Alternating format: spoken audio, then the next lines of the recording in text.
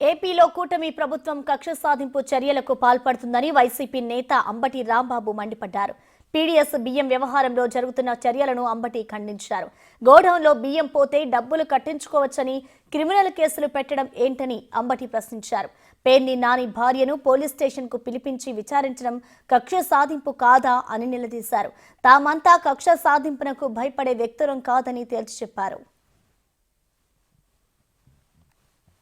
మా పేరు నాని గారు మంత్రిగా చేశారు.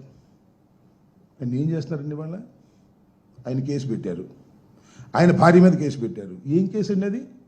ఒక గోడౌను, ఆయన అందరిలాగానే గోడౌన్ తీసుకున్నాడు, దానిలో బియ్యం పెట్టారు, ఆ బియ్యం పోయినాయి. పోతే ఏంటని చేసింది? అకార్డింగ్ టు ది అగ్రిమెంట్ ఏంటి దానిలో ఉన్నది? అకార్డింగ్ టు అగ్రిమెంట్ మీరు డబ్బులు వసూలు చేసుకోవచ్చు. What is that? Criminal case ఏంటి? నాకు అర్థం కాలేదు.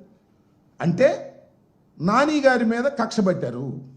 నాని గారు మంత్రిగా చేశారు, నాని గారు నాలాగానే మీడియా ముందుకు వచ్చి అనేక విమర్శలు చేశారు. కాబట్టి నాని గారి మీద ఉన్న సివిల్ కేసు కేవలం ఫైన్తోనో లేకపోతే లాసును పూడ్చుకోవడానికి కావాల్సిన డబ్బులు తీసుకోవడం కోసం చేసేటటువంటి దానిలో కేసు పెట్టారు. ఎవరి మీద? భార్య మీద కేసు పెట్టారు. భార్య యాంటిసిపేటరీ బెయిల్ తెచ్చుకున్నారు, ఆయన మీద కేసు పెట్టారు, ఆయన యాంటిసిపేటరీ బెయిల్ తెచ్చుకున్నారు. ఏం చేస్తున్నారండి ఇప్పుడు మీరు? పోలీస్ స్టేషన్ పిలుస్తారా? ఒక మహిళని, ఒక కేవలం రాజకీయాలకు సంబంధం లేనటువంటి ఒక సోదరీమణిని, కాపు సోదరీమణిని మీరు పోలీస్ స్టేషన్కి పిలిచి అక్కడ కూర్చోబెట్టి కింద పైన ప్రశ్నలు, గందరగోళాలు చేయటం, మానసికంగా హింసించడం, ఇది కక్ష సాధింపు చర్య కాదే.